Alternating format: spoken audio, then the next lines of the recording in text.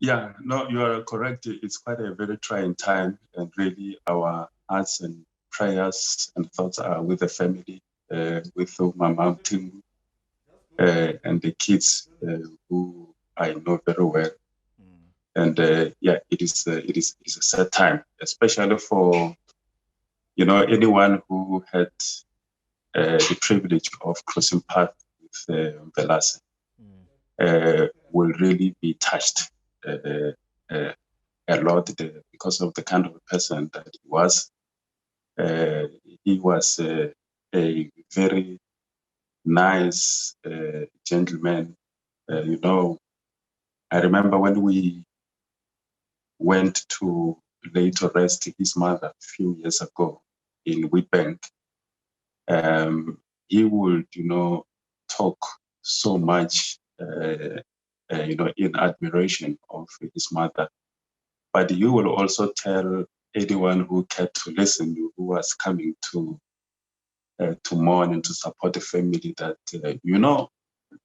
my mother used to tell me that I'm the most beautiful, handsome boy. And he will say in that animated fashion that only Mbalase could, and he will seal that with Rora's laughter.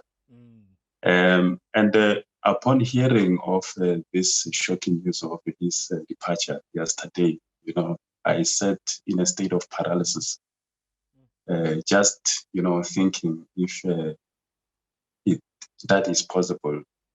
Such a larger than life personality, somebody who laughed very hard, who had interest of the people truly at heart, somebody who really who felt empathy and took the problems of others like they were his own. And I realized that, that beautiful, handsome boy of Umama Mthembu has really passed away. Yeah. And when I thought about that beauty that his mother spoke about, it was the beauty of the heart. It is the beauty, of being a highly principled person, morally upright, the beauty of humility, of respecting others regardless of your rank in life, the beauty of just holding ordinary conversation with ordinary people and never being in a hurry or too important for anyone.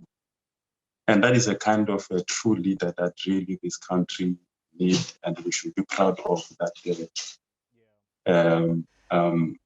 Umama Jackson really has given us such a beautiful soul that we've had an opportunity to cross path with, to work with, and actually to serve us as the minister, as the chief whip, and as other positions that he has had. Yeah, I've got to tell you, Moloto, that one of the abiding memories for me of the late minister was that infectious laughter you spoke about much earlier. But let's talk about his work in the legislature. One of the many descriptions I came across this morning as I was just reading through many of the tributes to Jackson Mthembu, I found this one to be very interesting, and I wonder if you will concur that someone described him as a dependable reservoir of knowledge and wisdom, particularly on the workings of the legislative arm of the state for many years, both at a provincial and national level. And I suspect you would have experienced that working with him at national parliament. Yeah, he was. Yeah, he was absolutely outspoken, but he had deep understanding of the intricacies of the legislative sector, beginning in the province of Mpumalanga. I came to know him when I was a spokesperson for the ANC parliamentary caucus, and because we used to have the chief whip at that time, Mr. Goniwe, used to have these regular meetings of the caucuses of the legislature. So at that time, he was the chief whip of the ANC in the provincial legislature. And he was knowledgeable politically,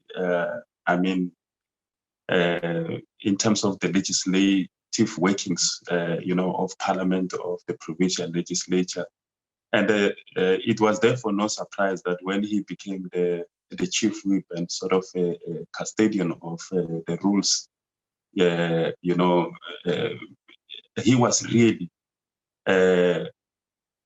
very knowledgeable about the rules. He was knowledgeable about the workings of the legislature. But also he was also a leader that led that caucus,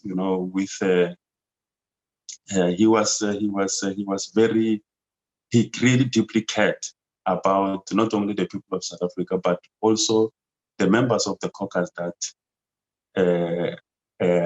he led. I remember, whenever there was any of the members of parliament who would lose their loved ones, Mvelase, he will make sure that he goes to every funeral of the members of caucus, and he will actually see, for those of us who work closely with him, he will really take that pain as his, and oftentimes he will even get emotional and shed a tear. I remember one time when we were in caucus, there was a member of parliament who, during immediately after the local government elections, this member was, there was some confusion with regard to whether this member was supposed to be in parliament or be in a local government. And there was some period of confusion that really resulted in that member being unable to hold either of the positions.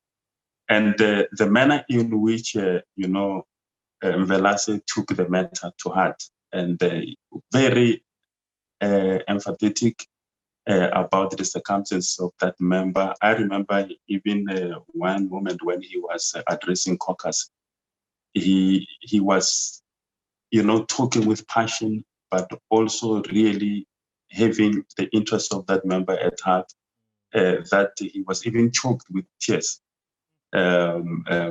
And having difficulty, to proceed to speak. And that is the kind of person that he was. He wore his heart on his sleeve.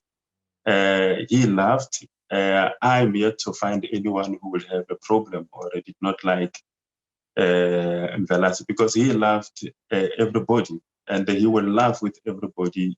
Very humble person and genuinely and sincere individual that you will always know where you stand with him.